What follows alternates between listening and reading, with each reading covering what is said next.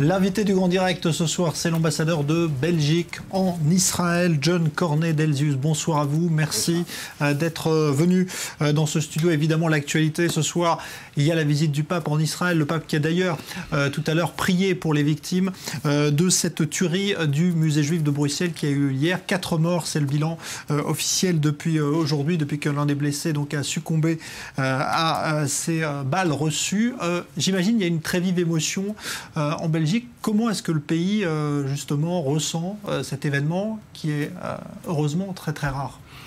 Alors le pays est évidemment sous le choc. C'est une émotion immense en Belgique, à la fois dans le monde politique et dans la population.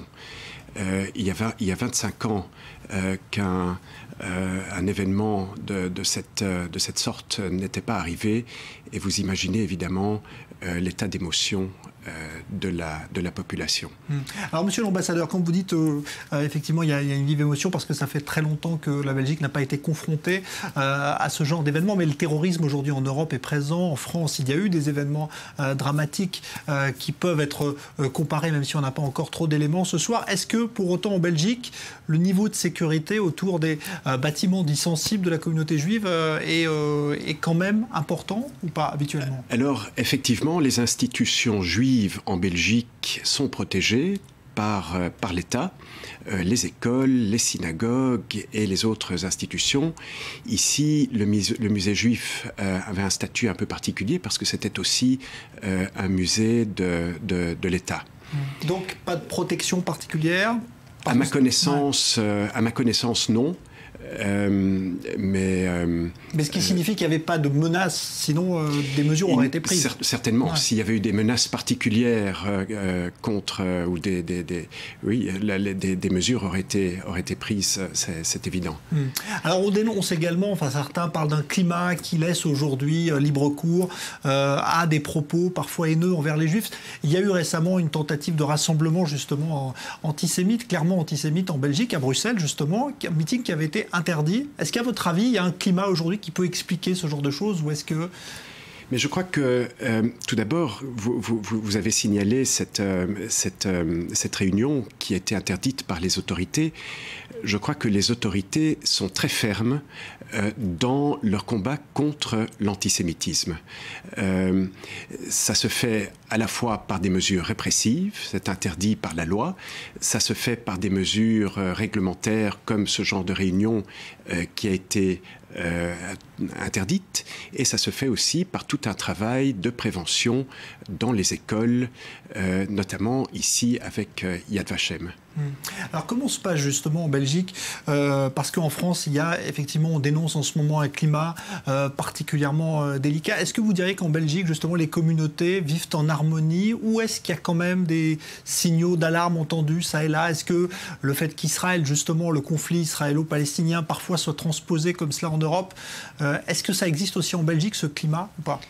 Alors, je crois que dans l'ensemble, les représentants des différentes religions ont un dialogue entre elles qui est tout à fait fructueux. C'est le cas aussi entre l'État et les différentes religions. Et en Belgique, il y a malheureusement, on doit déplorer des actes d'antisémitisme, c'est clair, mais il y a une volonté des autorités d'essayer d'y contrer par toutes les mesures possibles. Le Premier ministre israélien, Benjamin Netanyahou, dénonçait aujourd'hui une sorte d'hypocrisie. Il disait on est plus prompt à condamner Israël lorsqu'on construit en Cisjordanie qu'à condamner l'antisémitisme. Et parfois, donc, c'est ce à quoi ça peut, sur quoi il peut déboucher comme cette tuerie. Est-ce que vous trouvez qu'il y a 2 poids et 2 mesures avec Israël aujourd'hui ou pas?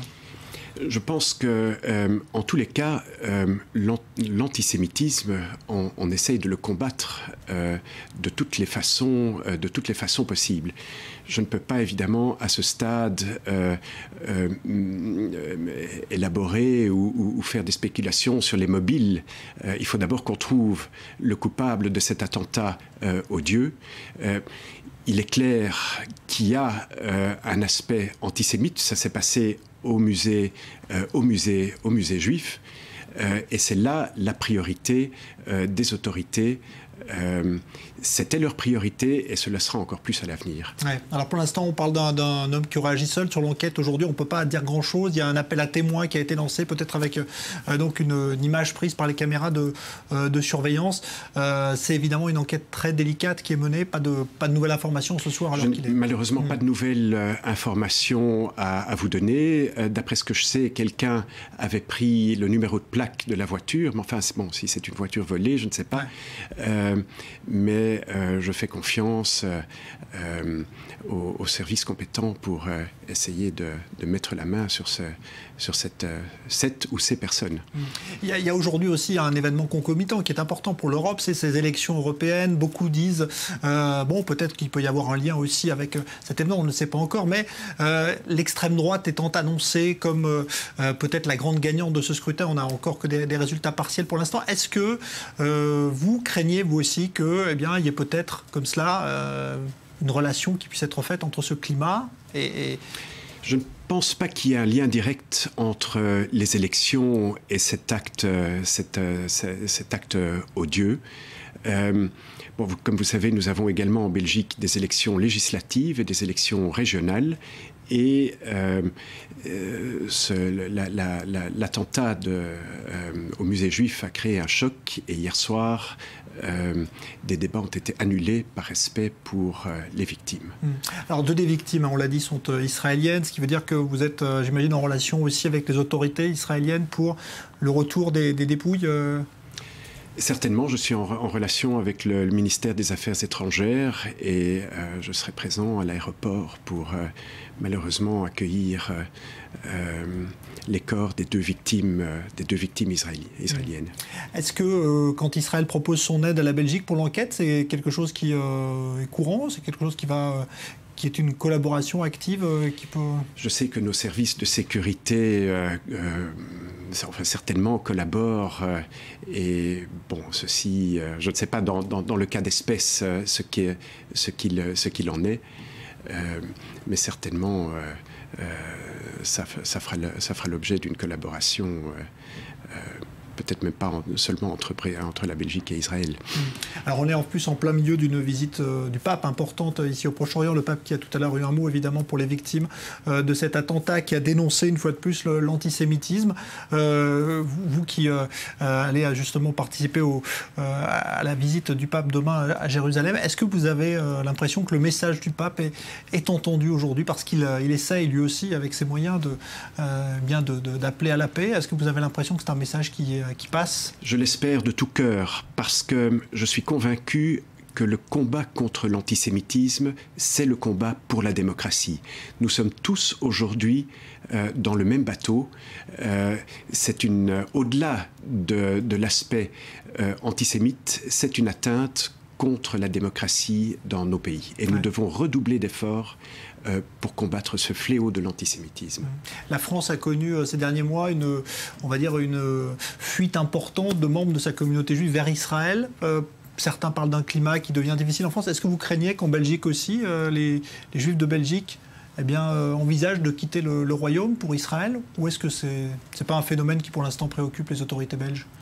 Vous avez toujours des Belges qui font leur alia, mais vous savez, les liens sont très étroits entre les communautés belges et les communautés belges qui ont fait leur alia et la Belgique. Donc il y a des va, des viens et ça se passe très bien. Donc les liens restent forts entre le pays d'origine et le pays Israël ici. Ok.